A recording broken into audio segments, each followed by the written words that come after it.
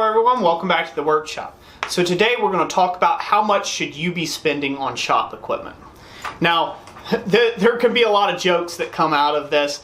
There's a lot of things that come to mind when I say that, which are like, there is no such thing as too many tools, things like that. But there really can be. So in my personal shop and my personal experience here, I have a very small workshop. So everything that I have built in here has got to serve dual functions, or it has to have an efficiency in mind. So everything's very compact. Everything I've built in here is very compact. I have a smaller power hammer than what I would like because it's compact. And I can fit it in my workshop versus only having a power hammer and then not having a press. Once again, design came into that aspect and had to take and build everything compact. So store-bought stuff or factory-made equipment may not have actually worked for me. So with that being said, how much should you ideally spend on your workshop? I'd like to say that sky's the limit, but that is obviously not the possibility for most folks. If you're just getting into this, you can expect to pay close to around $2,500 to $3,000 for a good, well put together, proper workshop that you can get a lot of work done. If this is something that you're interested in doing as a business, I would suggest to double that figure. This is all based upon, of course, you can do things cheaper, you can find cheaper stuff. It just takes longer if you're waiting that type of game to find cheap anvils and this and that and what have you. It could take a lot longer. But if you're trying to do it as a profession and get into it and get good at it, it's going to cost between that $3,000 to $6,000 range just to get you set up with decent equipment. And it's decent. It's not going to be cream of the crop, top of the line. What I have invested in my workshop is nearly $65,000 worth of equipment.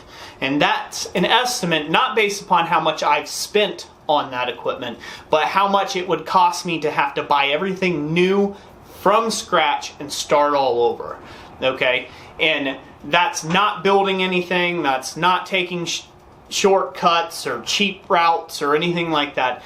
It would literally cost me about $65,000 worth of stuff that I have. I know it doesn't look like it from on your end of the screen, but I've got stuff stuffed in every little crook and nanny around here of very expensive tooling and equipment. Now that has paid off because I run a very lucrative business in blacksmithing, and so therefore it kind of just works hand in hand. Long story short, I'm able to feed my family and provide for them, which makes me feel like a great dad and husband. So praise God for that. I'm just thankful for that. I digress. You, however, how much do you need as a bare bone minimum?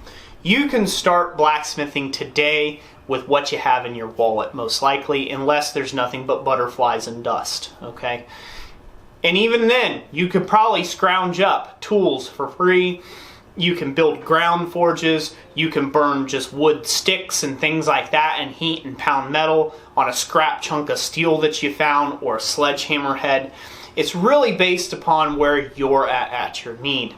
But what I want to encourage you to do, if you're just getting into blacksmithing, you need to consider where you're looking to go with this. Is this just something fun to do in your barbecue grill every now and then, kind of a neat hat trick to show your friends that you can bend a coat hanger into a heart or something? If that's the case, don't invest a lot of money into the equipment.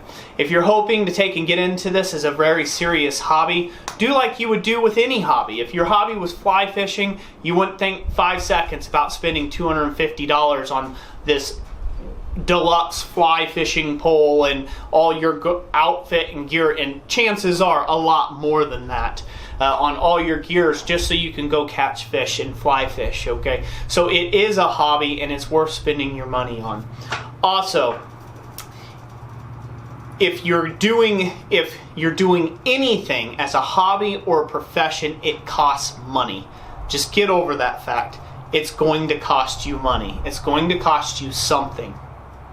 So do not expect people to let go of their things or their items for free.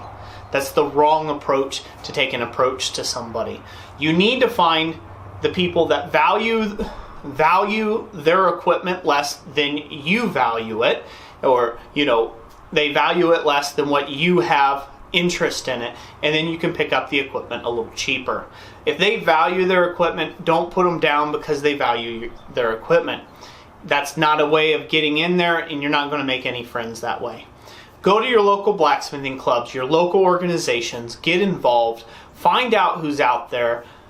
The common plea is the same. You're trying to get into the hobby, trying to get into the craft, and tooling is always going to be hard to come by. It's always going to be a expensive venture anytime you talk about anything in metalworking. It costs what it costs, but just know that you can start as small as you like and you can build up to as large as you want. And it doesn't all have to happen today. So that's going to be it for this video. I hope you enjoyed it. Hopefully there wasn't too much rambling. If there was, you can leave that down arrow. If you like it, leave that big thumbs up there. Either way, I greatly appreciate the feedback. Once again, as I always say, God bless you, and we will catch you on the next one. Thanks for watching.